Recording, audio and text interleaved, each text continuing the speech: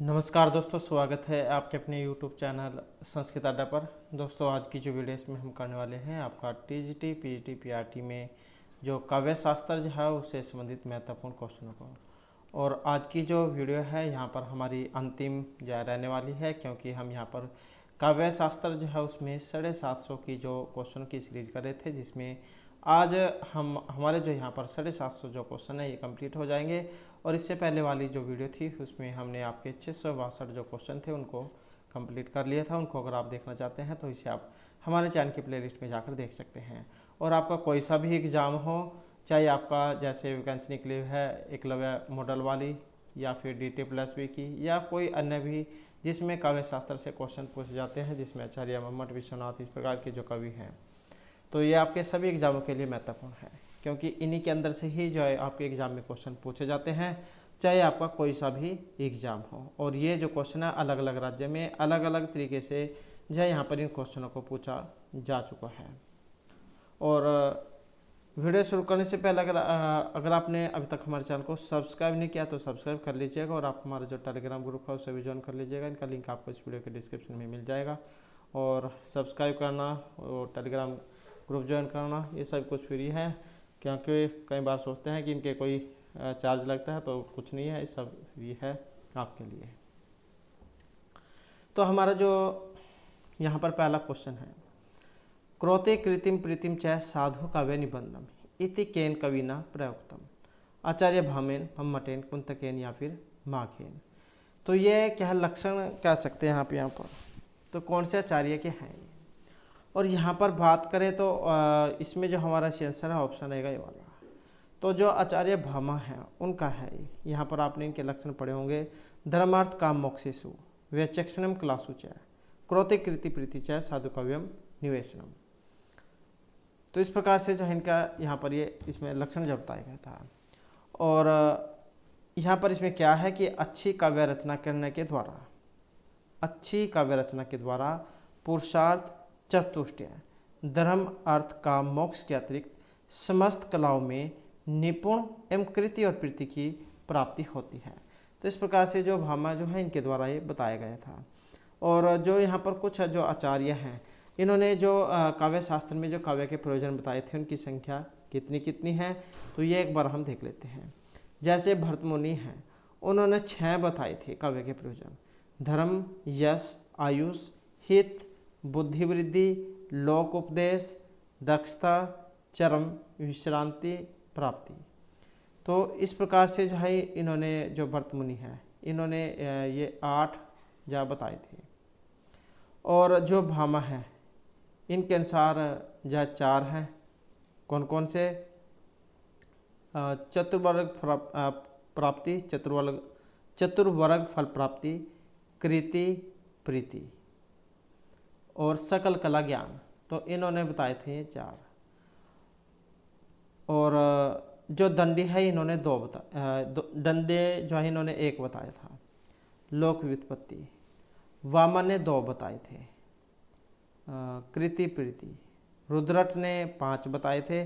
धर्म, कृति, अन्न, अर्थ, उपशम, अर्थ, सुख प्राप्ति। आनंदवर्धन जो इन्होंने 2 बताए थे, इनके भी 2 ही हैं।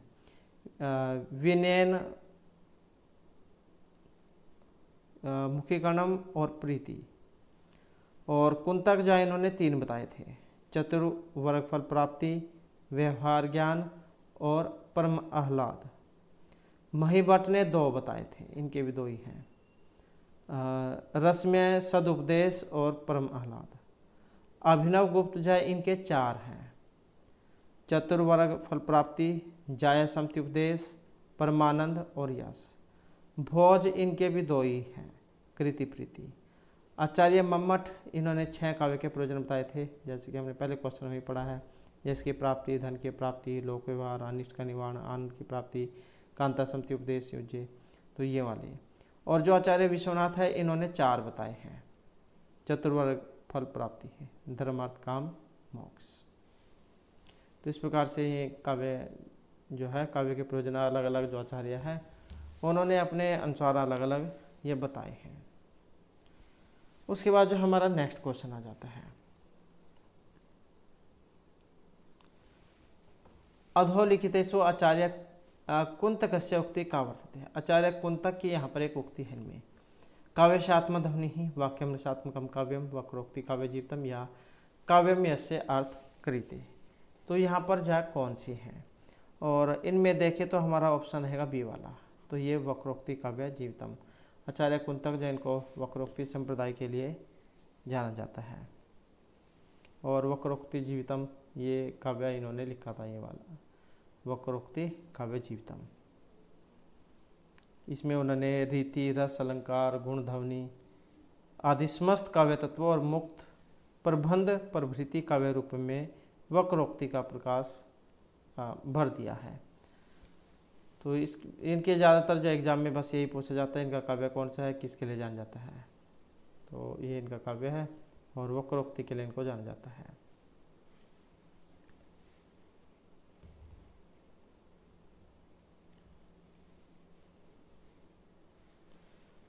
नेक्स्ट आ जाता है रमणीयार्थ प्रातिपदिका है शब्द काव्य। यहाँ पर ये वचन है अभिनव भारत पंडित राज जगन्नाथ मम्मट या फिर आचार्य कुंतक का है। तो रमणीयार्थ प्रातिपदिका है शब्द काव्यम, तो किनका है ये, जो ऑप्शन सी में है पंडित राज जगन्नाथ।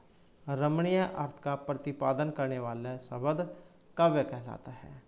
तो इस प्रकार का जो लक्षण है, मानना है, यह जो पंडित राज जगन्नाथ है इनका है। उसके बाद है मुख्यतया काव्य से कति भेद भवन्ति। मुख्य रूप से काव्य के भेद हैं 5, 4, 6 या फिर 2। तो मुख्य रूप से काव्य के कितने भेद हैं? काव्य जो होता है उसके भेदों की बात करें तो ये 2 होते हैं, दृश्य काव्य और श्रव्य काव्य। दृश्य काव्य में नाटकों या रूपकों तथा उपरूपकों का ग्रहण होता है, क्योंकि इनमें क्या है, अभिनय होता है, नाटक आप समझ सकते हैं। जैसे आप टीवी पे कोई नाटक देखते हैं तो ये जनता के द्वारा दृश्य होते हैं। और श्रव्य काव्य, इनमें रघुवंश आदि का ग्रहण होता है, जो केवल पठन या श्रवण के विषय, जैसे आप रेडियो वगैरह सुनते हैं जहाँ पर दिखाई नहीं देते हैं। नेक्स्ट है चतुर्वर्ग फल प्राप्ति ही सुखादल्प धियामापी कस्मिन संदर्भे अस्ति वचन में तत्। तो ये जो वचन है इनमें से किनका है? मोक्ष के विषय में है, काव्य भेद के विषय में है, काव्य फल विषय में है, या काव्य प्रकार के विषय में है। तो इसकी बात करें तो ऑप्शन जो बी वाला यहाँ पर इसमें रहेगा। तो ये काव्य के फल जो है उसके बारे में है। तो आचार्य जो विश्वनाथ है इन्होंने काव्य के प्रयोजन के तहत चतुर्बल की प्राप्ति को महत्व दिया था, और इनके अनुसार शास्त्र का अनुशीलन कष्ट साध्य है और सबको सुलभ नहीं है। तो काव्य के अध्ययन से जन सामान्य को भी चतुर्वर्ग की प्राप्ति संभव है, जो इन्होंने बताए थे, धर्म अर्थ काम मोक्ष। नेक्स्ट है काव्य शास्त्र से कृत्य अलंकार शास्त्र से प्रयोग किन कृत है। काव्य शास्त्र के लिए अलंकार शास्त्र का प्रयोग राजशेखरेन, भामेन, मम्मटेन या फिर आचार्य विश्वनाथेन। तो काव्य शास्त्र के लिए अलंकार शास्त्र का जो प्रयोग किया गया है, और ये प्रयोग किए गए हैं जो यहाँ पर ऑप्शन सी में है, आचार्य भामा। तो आचार्य भामा का जो काव्य शास्त्र है, इसमें भामा के काव्य शास्त्र विषय ग्रंथ का जो नाम है ये काव्य अलंकार है, और यह अलंकार शास्त्र का प्रथम उपलब्ध ग्रंथ है। और काव्य शास्त्र में अलंकार का प्रयोग आचार्य भामा ने किया था, और इन्हें अलंकार संप्रदाय का जनक कहा जाता है। और इनके अगर हम लक्षणों की बात करें तो शब्दार्थ संहितो काव्य, ये इनकी काव्य की परिभाषा है। नेक्स्ट आ जाता है साहित्य का नाम मते का अर्थ रमणीयतम। साहित्यकों के में मत में रमणीयता का अर्थ क्या है? लक्ष्यार्थ, तात्पर्यार्थ, वाच्यार्थ या फिर प्रतीयमान अर्थ है। और यहाँ पर देखें तो ऑप्शन है डी वाला।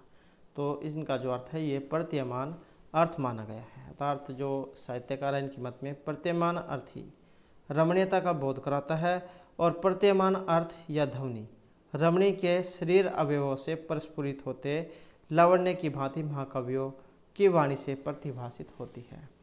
तो ये जो साहित्यकों के मत में जो रमणीय माना गया है ये प्रतीयमान अर्थ को माना गया है। उसके बाद है रसादीन उपकुर्वंत है अलंकार है ते अंगादिवत कस्य शास्त्र से सूक्तियम। तो यहाँ पर ये सूक्ति है वायुपुराण, साहित्य, काव्य या चंद्रालोक की। और इस पंक्ति का जो संबंध है ऑप्शन रहेगा सी से। तो ये साहित्य दर्पण जो है उनकी है। और साहित्य दर्पण आपको पता ही है जो आचार्य विश्वनाथ था उनका है, और 10 ये परिच्छेदों में है। और इसमें बताते हैं कि जैसे शरीर की शोभा बढ़ाने वाले बाजूबंद आदि आभूषण शरीर का भी उपकार करते हैं, इसकी प्रतीति में सौंदर्यात्कर्ष लाते हैं, वैसे ही अनुप्रास उपमा आदि अलंकार शब्दार्थ की शोभा बढ़ाते हुए रस आदि को उपकार करते हैं। कहने का मतलब है कि जैसे आप कोई व्यक्ति है अच्छे कपड़े डालता है, और अगर कोई लड़की है श्रृंगार करती है, आभूषण वगैरह डालती है, तो उनके शरीर की जो शोभा उनके जो भी गहने वगैरह डालती है उनसे होती है। ऐसे जो काव्य जो होता है उसकी जो शोभा वो अलंकारों से होती है। उसके बाद है काव्य शास्त्रीय उभय अलंकार संख्या 1, 2, 5 या फिर 6। तो उभय अलंकार जो है इनकी संख्या, और जो यहाँ पर सी में आई है तो इनकी संख्या एक ही है।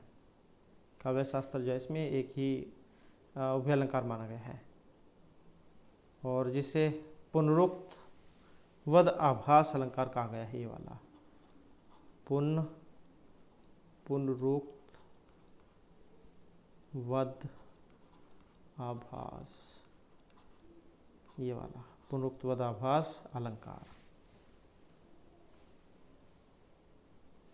काव्य में जहाँ पर शब्दों का प्रयोग इस प्रकार हो कि वे पर्याय या पुनरुक्त न होने पर भी पर्याय प्रतीत हो पर अर्थ अन्य दे, तो वहाँ पर ये वाला अलंकार माना गया है।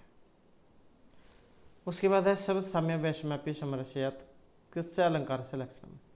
तो यहाँ पर ये लक्षण है अनुप्रास, श्लेष, यमक या रूप कस्य है। और ये जो आया है ऑप्शन ए वाला, तो अनुप्रास जो अलंकार है यहाँ पर उसका लक्षण है। और जहाँ स्वरों की विषमता होने पर भी शब्द साम्य हो तो वहाँ पर अनुप्रास अलंकार होता है। आपने इसका उदाहरण भी पढ़ा होगा, लता कुंजम गुंजन मद वदली पुंजम चपलियन, ये वाला जो श्लोक है इसमें आता है, जिसमें एक ही वर्ण की आवृत्ति बहुत बार होती है। आपने हिंदी में पढ़े होंगे, अलंकार तो सेम ही होते हैं। नेक्स्ट आ जाता है धनी नपि निरुन्माद युवान अपि न चंचल प्रभव अपि परमतः ते माँ महिम शालिना है। ये भी यहाँ पर श्लोक ही आया है, इसमें भी जो है यहाँ पर अलंकार जो है यही पूछा गया है। तो श्लेष विशेषोक्ति यथासंख्या या उपनुति अलंकार है। और यहाँ पर इसमें बात करें तो ऑप्शन सी वाला रहेगा। तो कौन सी है ये विशेषोक्ति जो अलंकार है उसका यहाँ पर उदाहरण है। महापुरुष जो है ये धनी होने पर भी उन्मत्त नहीं होते, और युवक होने पर भी चंचल नहीं होते, और शक्तिशाली होने पर भी परमत नहीं होते। तो यही यह विशेषोक्ति अलंकार का उदाहरण है। संपूर्ण कारणों के होने पर भी फल का न कहना विशेषोक्ति अलंकार। नेक्स्ट आ जाता है यतर विशेषात् सामान्यस्य सामान्यात् विशेषस्य कारणात् कार्यस्य कार्यात् कारणस्य वा समर्थन भवति तत्तर का अलंकार है। उपमा, विभावना, यमक या अर्थांतन्यास अलंकार है। यतर विशेषात् सामान्यस्य सामान्यस्य विशेषस्य कारणात् कार्यस्य कार्यात् कारणस्य वा समर्थन भवति, वहाँ पर अलंकार है, और अलंकार रहेगा जो ऑप्शन डी में आए है। तो कौन सा है वहाँ पर अर्थांतन्यास अलंकार रहेगा। सामान्य अथवा विशेष का उससे भिन्न अर्थात सामान्य का विशेष के द्वारा अथवा विशेष का सामान्य के द्वारा जहाँ पर समर्थन किया जाता है तो वहाँ पर अर्थांतन्यास अलंकार होता है। यतर विशेषात् सामान्यस्य सामान्यात् विशेषस्य कारणात् कार्यस्य कार्यात् कारणस्य वा समर्थन भवति, तो वहाँ पर होगा ये अर्थांतन्यास। नेक्स्ट है यतर कारण विना कार्य से उत्पत्ति वर्णनम में भवति तत्तर अलंकार है। तो ये सारे क्या है यहाँ पर लक्षण है। और कौन से अलंकार के हैं, उत्प्रेक्षा, उपमा, विभावना या निदर्शन अलंकार। तो ये जो यहाँ पर इसमें लक्षण जो आया है ऑप्शन बी वाला रहेगा। तो विभावना जो अलंकार है उसका है कारण का निषेध होने पर भी फल की उत्पत्ति होना, विभावना अलंकार। कारण का निषेध होने पर भी फल की उत्पत्ति होने पर विभावना अलंकार होता है। उसके बाद आ जाता है चंद्र इव मुखम मनोहरम कस्य उदाहरणम एतत्। ये यहाँ पर उदाहरण इनमें से किनका है, उपमाया है, विभावनाया, उत्प्रेक्षा या श्लेषस्य है। चंद्र इव मुखम, चंद्रमा के समान मुख, तो ये उदाहरण है और जो उपमा अलंकार है। उपमान तथा उपमेय का भेद होने पर उनके साधर्म्य का वर्णन उपमा कहलाता है। और उपमा अलंकार में उपमान, उपमेय, साधारण धर्म या फिर सादृश्य और उपमावाचक शब्द, इन चार का प्रयोग होता है। दो सदृश पदार्थों में प्रायः अधिक गुण वाला पदार्थ उपमान और न्यून गुण वाला पदार्थ उपमेय होता है। मुख चंद्रमा के समान सुंदर है, यहाँ अधिक गुणवत्ता संभावित चंद्रमा उपमान और न्यून गुणवत्ता संभावित मुख उपमेय है।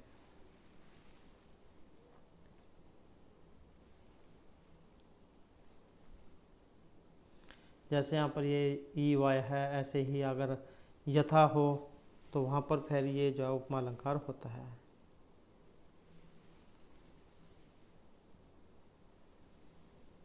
नेक्स्ट है यत्र उपमेय प्रतिसिद्ध्या तदुपरि उपमानस्य आरोप है भवति। तो यहाँ पर भी ये लक्षण ही है, कौन से अलंकार का है ये। यत्र उपमेय प्रतिसिद्ध्या तदुपरि उपमानस्य आरोप भवति। यम का है रूप का अपनुति या श्लेष है, जहाँ पर क्या है प्रकृत अर्थात उपमेय का निषेध करके जो अन्य अर्थात उपमान की सिद्धि कराएगा, तो वहाँ पर अलंकार कौन सा होगा। और अलंकार जो है यहाँ पर ऑप्शन रहेगा, तो यहाँ पर तो सी आंसर रहेगा ऑप्शन बी वाला अपनुति।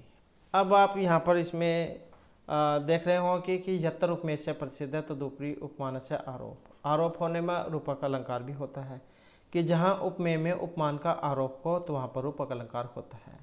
लेकिन यहाँ पर क्या है, प्रकृत अर्थात उपमेय का निषेध करके जो अन्य अर्थात उपमान की सिद्धि करेगा, तो वहाँ पर अपनुति अलंकार होगा। तो इनमें क्या थोड़ा थोड़ा सा अंतर है। जहाँ उपमेय का निषेध कर उपमान का आरोप किया जाए तो वहाँ पर अपनुति अलंकार होगा। तो इनमें क्या है, थोड़ा थोड़ा सा ही अंतर है। उसके बाद है यहाँ पर अहन्वय जगत उदंड राजमंडल। तो इसमें भी क्या है, यहाँ पर अलंकार ही आया है। तो कौन सा अलंकार है, श्रवण, संदेह, रूपक या उत्प्रेक्षा।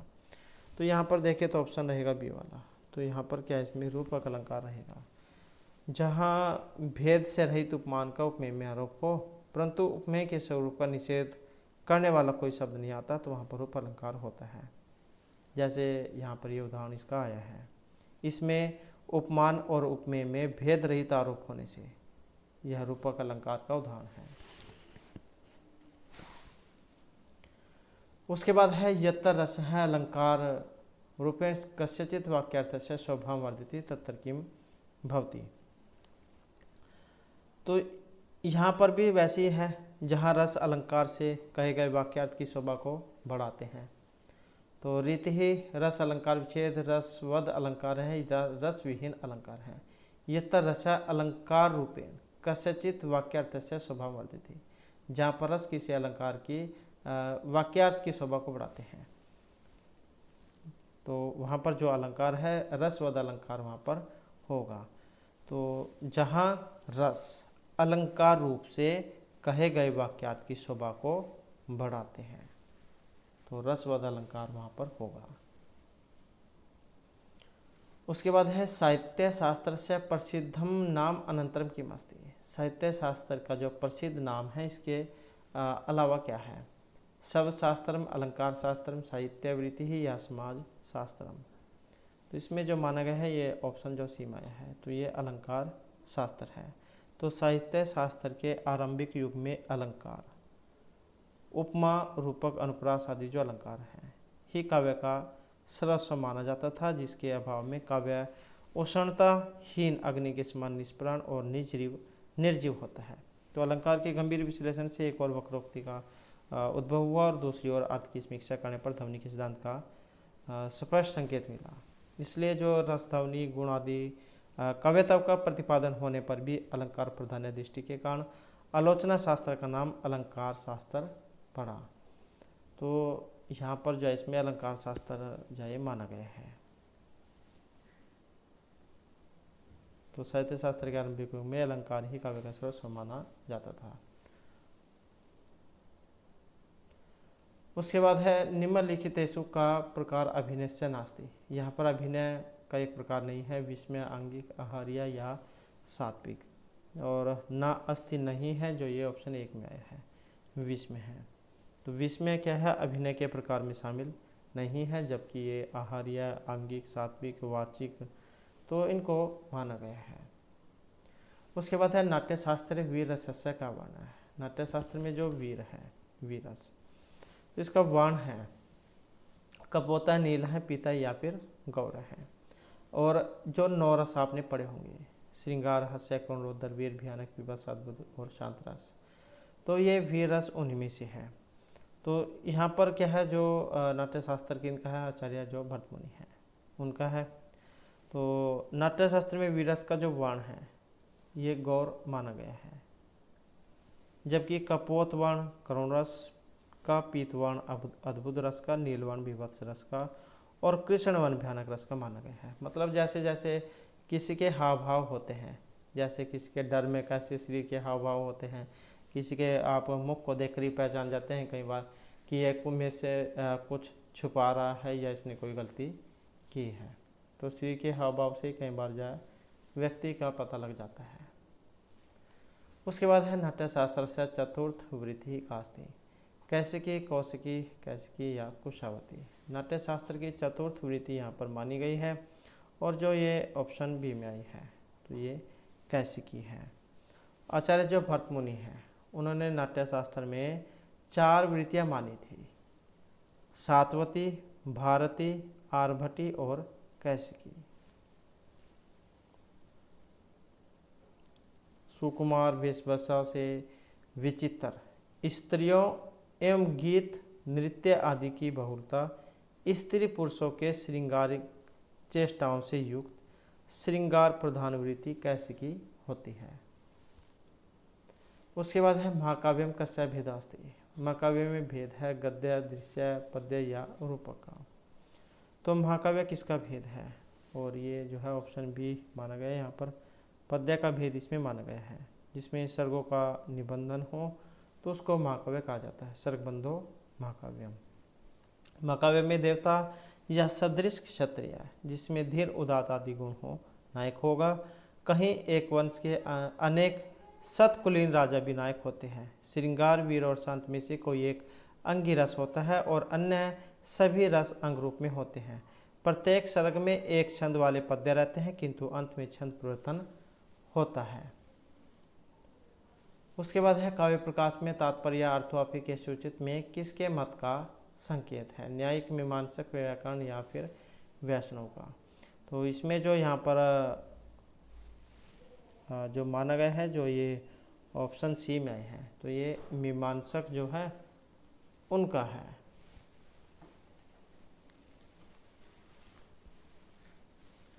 उसके बाद जो हमारा नेक्स्ट आ जाता है, मम्मट जैन के अनुसार उत्तम काव्य है शब्द, चित्तर, गुणीभूत व्यंग्य, वाच्य चित्तर या फिर ध्वनि। तो मम्मट के अनुसार जो उत्तम है, हमने पहले वाली वीडियो में पढ़ा था, आचार्य मम्मट ने 3 प्रकार के काव्य के भेद माने थे, उत्तम, मध्यम और अधम काव्य है। तो यहाँ पर जो उत्तम काव्य है उसको क्या कहा गया है, और उत्तम काव्य जो उसको कहा गया है ध्वनि काव्य, जो यहाँ पर ऑप्शन डी में आया है। इदम उत्तम अतिशय व्यंग्य वाचा ध्वनि बुद्धि कथित है, अर्थात वाच्य की अपेक्षा व्यंग्य के अधिक चमत्कार युक्त होने पर काव्य उत्तम होगा और उसे ही ध्वनि काव्य कहा जाएगा। उसके बाद है ग्राम तरुणम तरुणया, ये उदाहरण है आवर, उत्तम, मध्यम या फिर लक्षणा का। तो ये जो उदाहरण है ये मध्यम जो काव्य है उसका माना गया है। ग्राम तरुणम तरुणया नव मंजलि सनाथकरम पश्यन्त्य भवती मुहुनित्रा मलिना मुख छाया, अतादृशी गुणीभूत व्यंग्य काव्यम तो मध्यम काव्यम, ये लक्षण है। उसके बाद है मम्मट के अनुसार काव्य का प्रधान प्रयोजन यश की प्राप्ति, कांता मतलब जो पत्नी जो होती है उसके समान उपदेश देना, और बुरे से रक्षा करना, या सद्य है परिणति। और तो इनमें से कौन सा है काव्य का प्रधान प्रयोजन, और काव्य का जो यहाँ पर प्रधान प्रयोजन है जो ये ऑप्शन डी में है, सद्य है परिणति। और जो आचार्य मम्मट जो थे इन्होंने जो काव्य के 6 जो प्रयोजन बताए थे, तो ये सारे के सारे उनमें से है। काव्यम यस्य अर्थकृते, व्यवहार विदे, श्वेत रक्षते, सद्य परिणृते और कांता समत्योपदेश। उसके बाद है इनमें से कौन सा अनुप्रास भेद नहीं है, वृत्ति, मध्य, छेका या अंत्यनुप्रास। तो अनुप्रास अलंकार का एक भेद यहाँ पर नहीं है, जो ये ऑप्शन सी में है।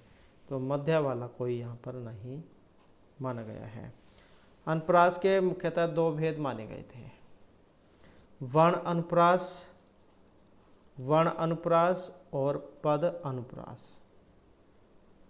फिर आगे इनमें पहले के दो भेद, ये जो है इसके दो भेद हो जाते हैं, और ये जो पद है इसके चार भेद हो जाते हैं। उसके बाद है किस अलंकार में उपमेय पक्ष का निगण कर लेता है। उपमा, रूपक, समासोक्ति या फिर अतिशयोक्ति अलंकार में। तो एक कौन सा अलंकार है जिसमें उपमान पक्ष उपमेय का निगण कर लेगा, और यह होता है जो ये ऑप्शन डी में आया है, अतिशयोक्ति अलंकार में। सिद्ध व अध्यवसाय से अतिशयोक्ति निगलते हैं। उसके बाद है भेदे सती साधर्म्यम, रूपक, उत्प्रेक्षा, उपमा या फिर दीपक। तो भेदे सती साधर्म्यम, और इसमें रहेगा ऑप्शन बी वाला। तो ये उपमा अलंकार है, साधर्म्यम उपमा भेदे।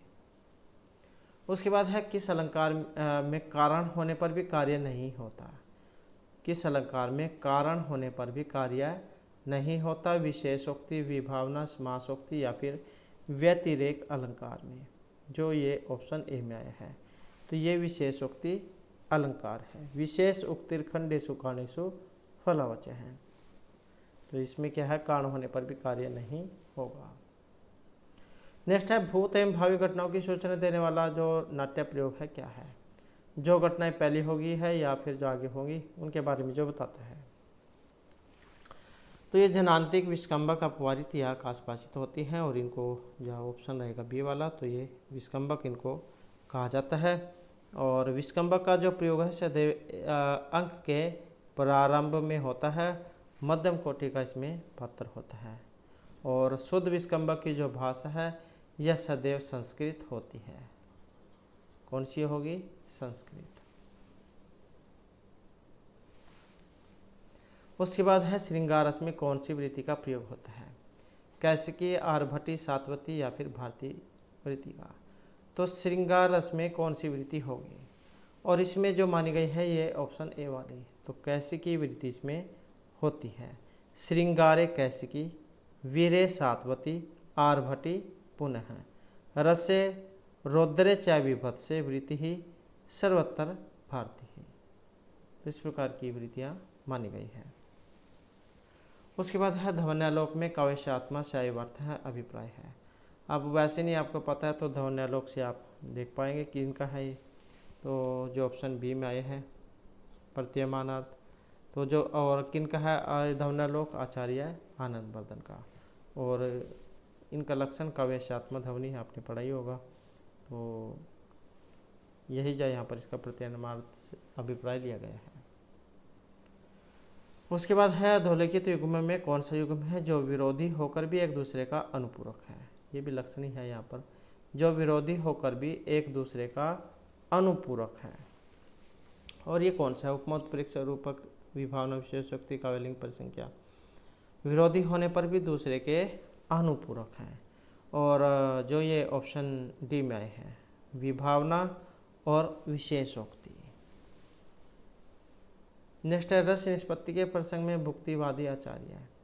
भट्टनायक, शीर्षंकुक, भट्टलोलट या अभिनव गुप्त। तो भुक्तिवादी आचार्य है, और ये जो ऑप्शन ए में है तो ये भट्टनायक है।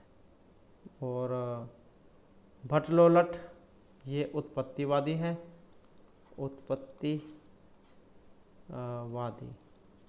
उत्पत्तिवादी हैं। और जो अभिनव गुप्त हैं इनको अभिव्यक्तिवादी माना गया है, अभिव्यक्ति और बाद में वादी, अभिव्यक्तिवादी। और जो श्री शंकुक है इनको अनुमितिवादी, अनुमितिवादी। और भट्टनायक तो हो गया ही है भुक्तिवादी। तो इस प्रकार से इनको माना गया है। उसके बाद है काव्य शास्त्र में आचार्य मम्मट है। ध्वनि, रीति, समन्वय या अलंकारवादी। तो काव्य शास्त्र में जो आचार्य मम्मट क्या है, इनको माना गया है, आचार्य मम्मट जो है इनको माना गया है समन्वयवादी। नेक्स्ट आ जाता है काव्य प्रकाश में उल्लिखित अलंकृति ही किसका विशेषण है? शब्द, शब्दार्थ, अर्थ या फिर पद्य का। आपने इनका लक्षण तो पढ़ा ही होगा। तद आदोषो शब्दार्थो सगुणो अलंकृति ही पुनः अपि, पुनः कव अपि। तो यहाँ पर ये अलंकृति आया था, तो ये किसका है? और ये आया है शब्दार्थ का। तो अलंकृति शब्दार्थ का विशेषण है। उसके बाद आ जाता है मम्मट के अनुसार काव्य कितने प्रकार का होता है। तो इन्होंने, जैसे कि हमने पहले भी पढ़ा है, तो 3 इन्होंने बताए थे, उत्तम, मध्यम और अवर काव्य, जिसे अवर काव्य को निम्न काव्य भी कह देते हैं। उसके बाद है कौन सा सिद्धांत ध्वनि सिद्धांत का मूल आधार है? शब्द भ्रमत्व, स्फोटवाद, शब्द नित्यतम या अभिधावृत्ति। तो कौन सा सिद्धांत ध्वनि सिद्धांत का मूल आधार है? और जो यहाँ पर ऑप्शन सी में है, तो ये स्फोटवाद है। और स्फोट क्या होता है? जिससे अर्थ की प्रतीति हो, तो उसे कहा गया है स्फोट। उसके बाद है नाट्य में जहाँ प्रस्तुत भावी कथा वस्तु की अन्य उक्ति में सूचना दी जाती है, तो वहाँ पर इनमें से क्या होता है?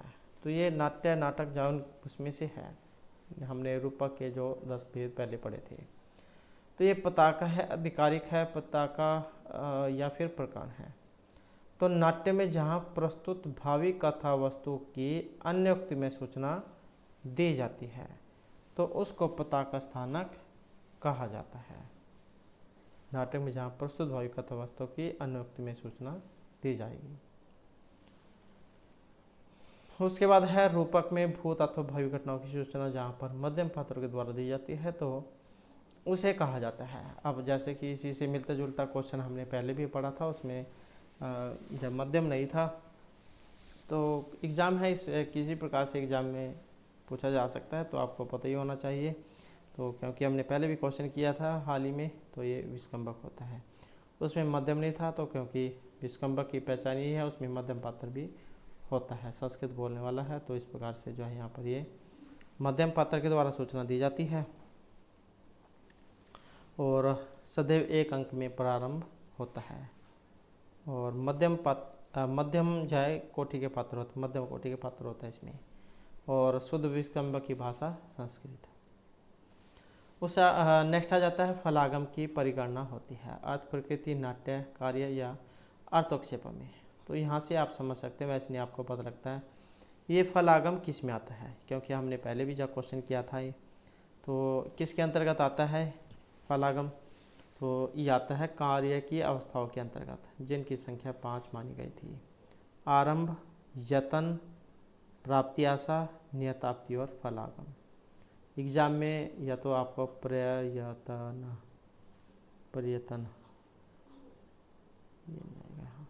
प्रयतन ये तो आपको प्रयत्न देखने को मिलेगा, और या फिर यतन देखने को मिल सकता है, कोई सा भी हो, बात एक ही है। उसके बाद है रूपक भेदों में एकल अभिनय होता है। प्रकरण, भान, डिम या फिर व्यायोग में। तो ये जो यहाँ पर एकल अभिनय होगा, और जो आया है ऑप्शन सी में, तो ये भाण में होता है।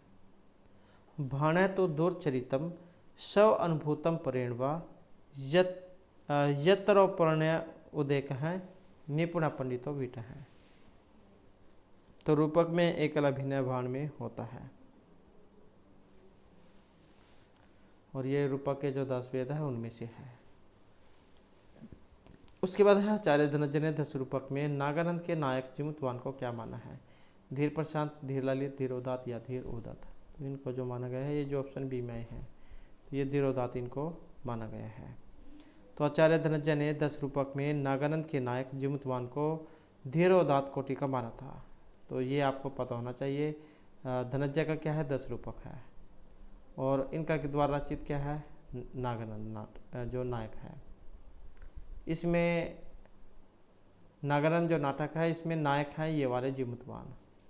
तो ये कौन सी प्रवृत्ति के हैं, क्योंकि 4 प्रकार के नायक होते हैं जो यहाँ पर इसमें दिए गए हैं। तो ये जो है धीरोदात्त प्रवृत्ति के होते हैं। और जो मृच्छकटिकम है इसका जो नायक है इसमें चारुदत्त, ये धीर प्रशांत प्रवृत्ति का है। वेणी संहार भटनारायण के द्वारा जो रचित है, भीम है इसमें नायक, और ये इस प्रवृत्ति के हैं धीरोदत्त के। और ये किस में है तो आप हमें कमेंट में बता सकते हैं, क्योंकि इसके ऊपर भी हमने बहुत सारे क्वेश्चन पहले किए हैं।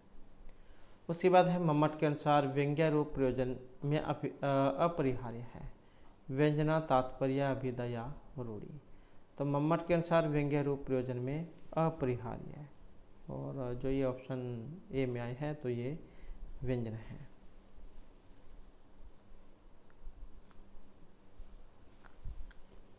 नेक्स्ट है जाता है रस निष्पत्ति के संदर्भ में साधारणीकरण का सर्वप्रथम प्रयोग भट्टलोलट भट्टमुनि भट्टनायक या फिर आनंदवर्धन जो इन्होंने किया था।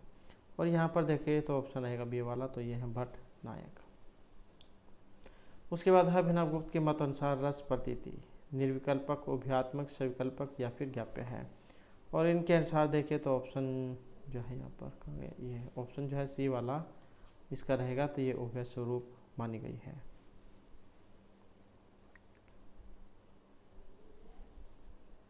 उसके बाद है मम्मट की सम्मति में गुण है, रस के उत्कर्षदायक तत्व, अंगभूत धर्म, काव्य के जीवनदायक तत्व या दोष रहित काव्य है।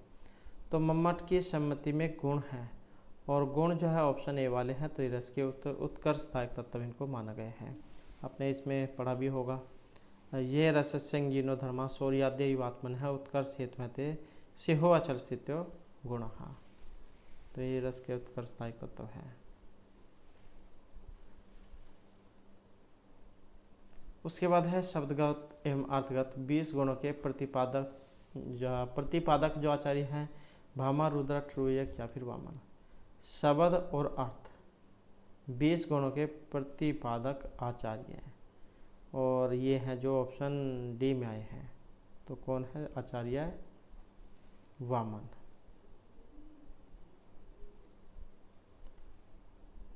और आचार्य मम्मट के 3 ही गुण अभिप्रेत हैं, माधुर्य, ओज और प्रसाद गुण। और जो वामन आचार्य है इन्होंने 10 शब्द और 10 अर्थगत वाले माने थे। उसके बाद है अभंग श्लेष को अर्थ अलंकारों में परिगणित करने वाले आचार्य, अभंग श्लेष को अर्थ अलंकारों में रुद्रट, शंकुक, रुयक या फिर कुंतक। तो अभंग श्लेष को अर्थ अलंकार में गिनने वाले, परिगणित करने वाले जो ऑप्शन बी में आए हैं तो ये रुयक हैं। शब्द अलंकार के ऊपर रुद्रट प्रतिपादित शब्द को 8 प्रकार का बताया गया है, और तथा अलंकार सर्वस्व कार्य रुयक ने अभंग श्लेष को अर्थ अलंकार माना है। तो यही है इसको मानने वाले अभंग को अर्थ अलंकारों में।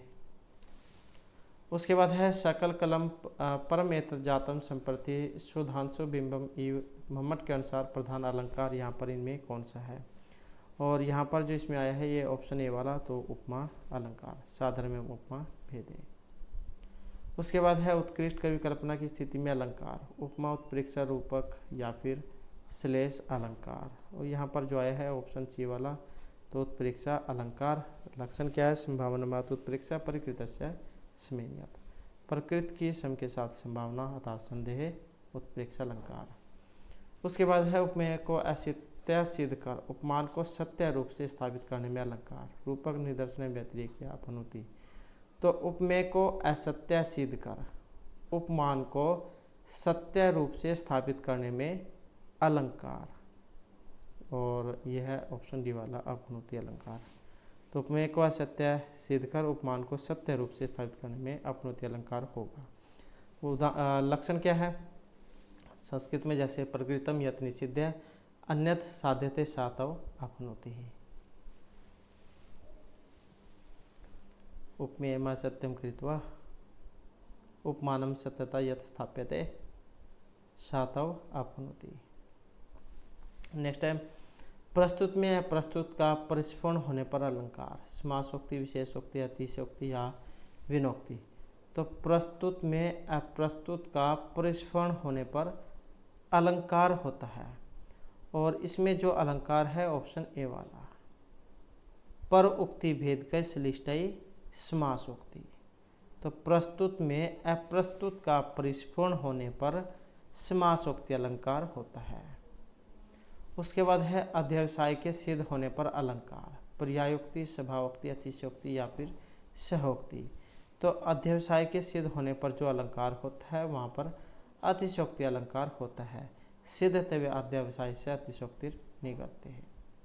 उसके बाद है मम्मट द्वारा उपादान लक्षणा के उदाहरण। गौर अनुबंध्य में किस आचार्य के मत का खंडन किया गया है? कुमारिल भट्ट, प्रभाकर भट्ट, मुकुल भट्ट या फिर भट्ट लोलट का। तो यहाँ पर जो आया है ये ऑप्शन बी वाले, मुकुल भट्ट का। उसके बाद है उपकृतम बहुत तर्कीम उच्यते, सुजनता प्रथिता भवता परम। यहाँ पर ये उदाहरण है लक्षणा, सारोपलक्षणा, उपादान लक्षणा या फिर साध्य अवसान लक्षणा का। तो ये इनमें से किन का उदाहरण है? उपकृतम बहुत तर्कीम उच्यते, सुजनता प्रथिता भवता परम, विदधिदेश में सदा सके सुगित मासव तथा सरधाम सतम। इस प्रकार का एक ये श्लोक था कि मित्र आपने मेरा बहुत उपकार किया है और आप 100 वर्षों तक जीवित रहें। तो इसका बाद वो करस्कार लगाया था कि आपने मुझे बहुत दुख दिए हैं, आपकी मृत्यु अभी हो जाए। इस प्रकार का लक्षण था ये लक्षणा में। तो यहाँ पर जो है ऑप्शन ए वाला इसका हो जाएगा ये लक्षणा। उसके बाद है विनिर्गतम मानतम आत्म मंदिरात, ये उदाहरण है व्यंग्य, अर्चित्र, शवचित्र या गुणभूत व्यंग्य काव्य का। तो ये जो उदाहरण है ऑप्शन जो सी में आए हैं, तो ये अर्चित्र का उदाहरण है। उसके बाद है केवलम जाति के लिए शब्द का संकेत ग्रह मानने वाले जो मतवादी है यहाँ पर व्याकरण, वेदांती, मीमांसक या फिर बौद्ध।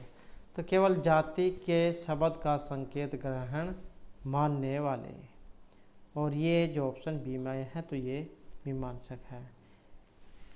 संकेतित है, चतुर्वेद है, जाति आदि जाति रेवा। उसके बाद है अलंकार शब्द से व्युत्पत्ति मूलक वास्तविक अर्थ हैं उपमा आदि भेद, भामा शास्त्रम, रस अपकर्षत्वम या अलंकृति इति। अलंकार शब्द की व्युत्पत्ति मूलक वास्तविक अर्थ जो यहाँ पर ऑप्शन डी में आया है तो ये अलंकार जो है इनको माना गया है। अलंकृति इति अलंकार हैं, दो प्रकार के अलंकार हैं, मतलब इसके दो प्रकार शब्द और अर्थ अलंकार। उसके बाद है अध्यवसाय सिद्ध होने पर अलंकार कौन सा होता है? जैसे कि अभी हमने क्वेश्चन में किया था, तो वहाँ पर अतिशयोक्ति अलंकार होगा। नेक्स्ट है काव्य प्रकाश से काव्य प्रयोजनानि संख्या सूक्तानि सन्ति। काव्य प्रकाश में जो काव्य के प्रयोजन जो बताए गए हैं, जैसे कि हमने पहले भी किया था, तो आचार्य मम्मट उन्होंने काव्य के जो है 6 प्रयोजन बताए थे। तो इसमें जो हमारा ऑप्शन कौन सा रहेगा? सी वाला हो जाएगा। नेक्स्ट आ जाता है काव्यम यस्य इति मम्मट उक्त उदाहरणम वर्तते। तो काव्यम यस्य धावक आदि नाम का है, भट्ट आदि नाम, मयूर भट्ट आदि नाम या कालिदास आदि नाम। तो यहाँ पर ये किन के बारे में उदाहरण था? काव्य को लिखने से जिन्हें जैसे यश की प्राप्ति हुई है। तो इस प्रकार का जो उदाहरण था ये महर्षि कालिदास के लिए आया था। जैसे काव्य को करने से कालिदास आदियों को यश की प्राप्ति हुई, ऐसे ही श्रीराज जो धावक आदि है उनको धन की प्राप्ति हुई। और मयूर भट्ट जो इन्होंने सूर्य शतक में लिखा था, क्योंकि इनको ये बीमार हो गए थे कुष्ठ रोग, तब इन्होंने सूर्य शतक लिखा था, फिर उससे जो इनका रोग ठीक हुआ था। उसके बाद है काव्य प्रकाशकार उक्त शक्ति ही कम आस्यम प्रकटित है, कवि बुद्धिम, कवि भारतीम, कवि धारणम या कवि प्रतिभाम। तो काव्य प्रकाशकार उक्त शक्ति ही, तो ये किसके बारे में है? और इसमें रहेगा जो ये ऑप्शन डी में है, तो ये कवि प्रतिभा के लिए है। तो इसका आशय प्रकट करिए कवि प्रतिभा का।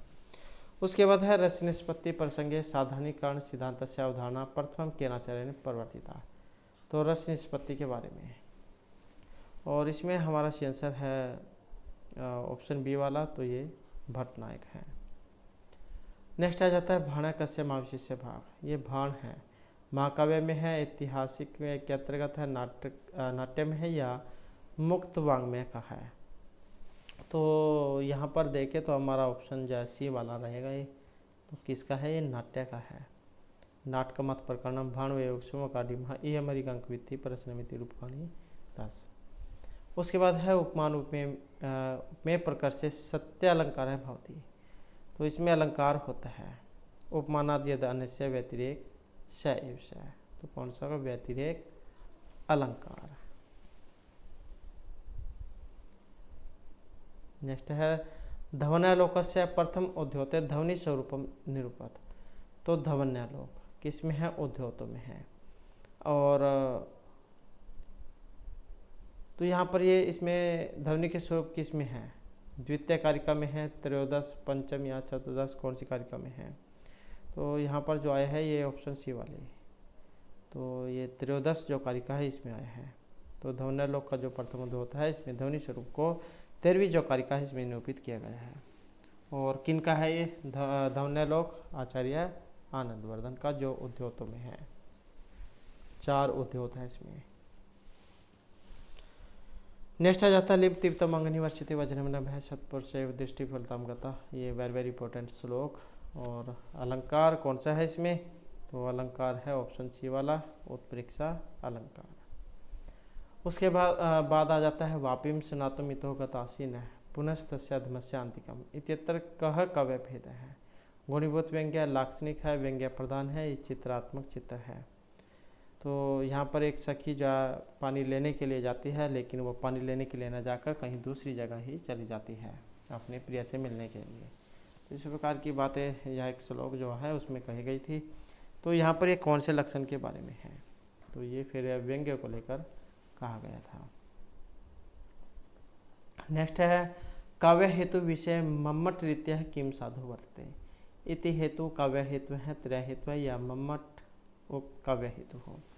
तो यहाँ पर जो इसमें आया है जो ऑप्शन ए में है, तो ये क्या है? हेतु है। नेक्स्ट है यदि यथा वदति यदि यथा वदति अधिपत तथा त्वम पातकुल। ये जो उदाहरण जो है यहाँ पर ये किस काव्यांश का है? और ये जो आया है ऑप्शन रहेगा सी वाला। तो मेरे जो ये जो कवि जो कालिदास हैं उनकी है ये, अभिज्ञान शकुंतलम उसमें से है। उसके बाद है विभावानुभाव व्यभिचारी भाव संयोगादि निष्पत्ति ही इति सिद्धांत से आचार्य है।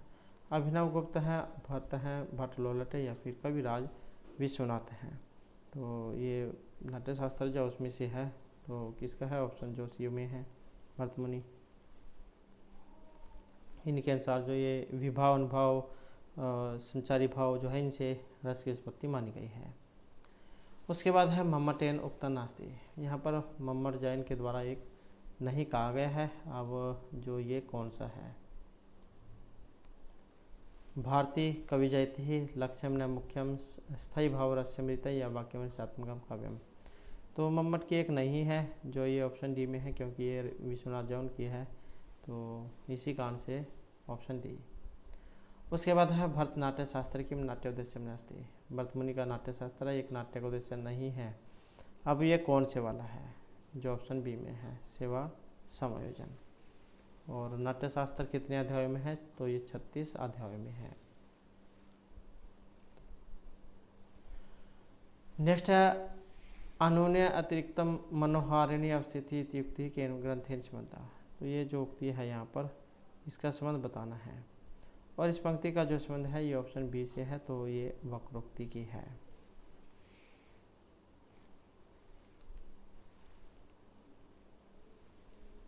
उसके बाद है रंग पूजनम कस्मिन नक्षत्र कर्तव्यम। तो यहाँ पर जो ये रंग पूजन जो है कौन से नक्षत्र में करना चाहिए पूछा गया है। आर्द्र, ज्येष्ठ, रेवती या भ्रमण में। तो कौन से में करना चाहिए? और जो ये ऑप्शन में आया है आर्द्र नक्षत्र में। उसके बाद है नरम इत्येन आस्यः वर्तते, संरब्ध परिहास अनुनय रोष। तो ये जो नरम है इसका संबंध है ऑप्शन बी से, तो ये परिहास में है।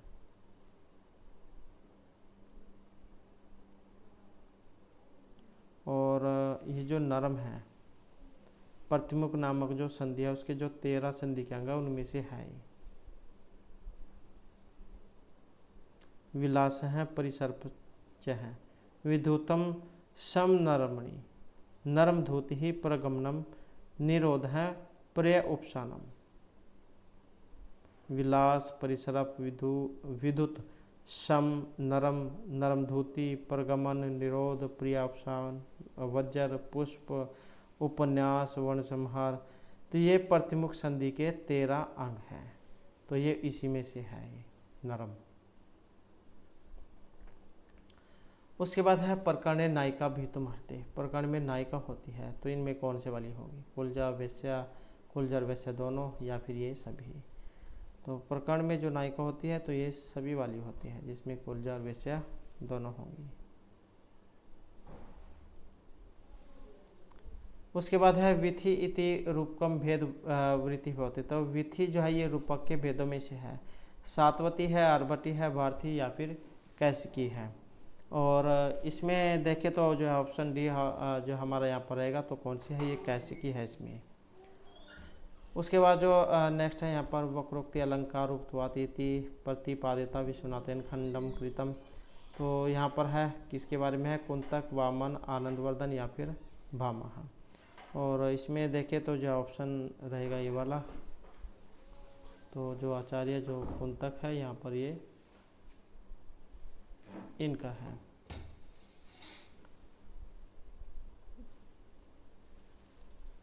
उसके बाद जो नेक्स्ट है विश्वनाथन लक्षणाएं भेदा स्वीकृता संति। तो यहाँ पर जो आचार्य विश्वनाथ है उन्होंने लक्षणा के भेद स्वीकार किए हैं 6, 40, 16 या 80। और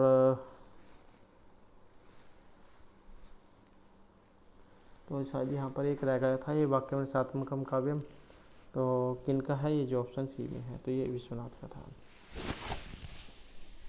और जो विश्वनाथ के द्वारा जो लक्षणा के भेद स्वीकार किए गए हैं, और इसमें जो हमारा सी आंसर ऑप्शन डी वाला रहेगा, तो क्योंकि इन्होंने 80 भेद जो है लक्षणा के ये माने थे। उसके बाद है साहित्य दर्पण अनुसारम रस वर्तते, इनके अनुसार रस है। और ये जो ऑप्शन डी में आए हैं तो कौन सा है, ये अलौकिक माना गया है। तो इस प्रकार से जो हमारी आज की क्लास और ये महत्वपूर्ण क्वेश्चन थे। और नेक्स्ट जो वीडियो होगी इसमें आपका नया जो भाग है, नया टॉपिक आपके सिलेबस के अनुसार उसको जो हम शुरू करेंगे। और हमारे साथ अंत बनने के लिए धन्यवाद।